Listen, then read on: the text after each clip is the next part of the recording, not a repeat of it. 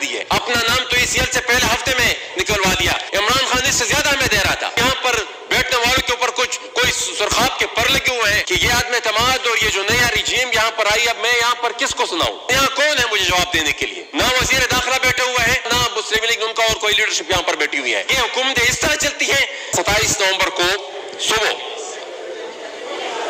اسلام آباد ایئرپورٹ سے میری فلائٹ تھی تاجکستان کے لیے, اور وہاں پر ہیرات سیکیورٹی ڈائلاگ ان کی انتظامیہ نے مجھے مدعو کیا تو اس میں شرکت کے لیے میں جا رہا تھا, اور اسلام آباد ایئرپورٹ پر مجھے روک دیا گیا بغیر کسی وجہ بتائے, اور صرف یہ کہہ رہے تھے وہ کہ ہمیں اوپر سے آرڈر ہے. شاید کسی حوالدار نے ان کو کال کر دیا ہو. گزارش یہ ہے کہ یہ ایک آرڈر ہے 17 اکتوبر 2022 کو. 17 اکتوبر کو پاکستان کی وفاقی کابینہ کے حکم پر میرا نام ECL سے نکالا گیا تھا. اب اس کے بعد 27 نومبر کو جب میں جاتا ہوں ایئرپورٹ پہ, وہ کہتے ہیں کہ آپ نہیں جا سکتے, اور اس کے بعد میں نہ جا سکا, واپس آئے. اس کے خلاف میں نے پریویلیج موشن بھی جمع کیا, اور آپ سے گزارش ہے کہ اس موشن کو میں تو سمجھ رہا تھا کہ آج وہ ایجنڈے پر ہو گیا, ایجنڈے پر نہیں, لیکن وہ سبمٹ ہو سکے. اس کو کائنڈلی آپ پریویلیج کمیٹی میں بھی بھیج دیں.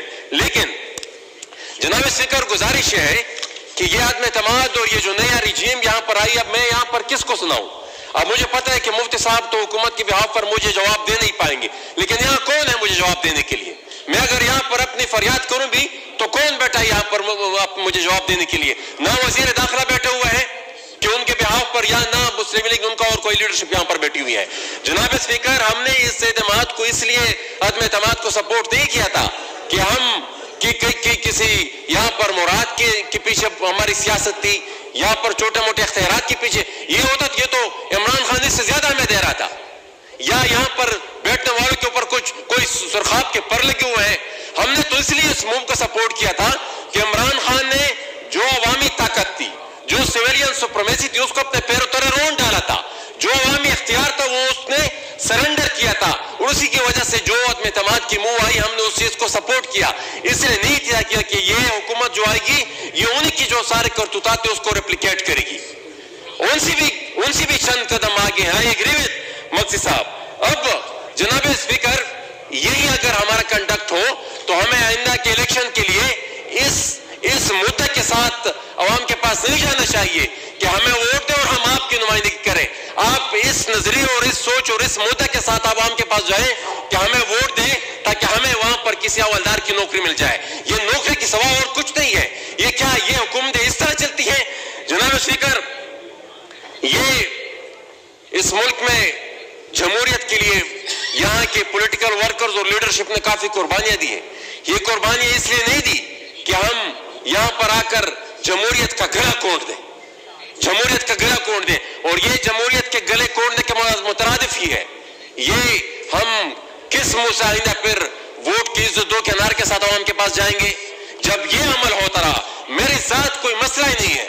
ہم تو کتنے عرصے سے کیا کچھ نہیں فیس کرتا رہے, لیکن یہ بات ہے کہ جب پھر ہم دعویٰ کریں تو پھر دعویٰ بھی نہ کریں.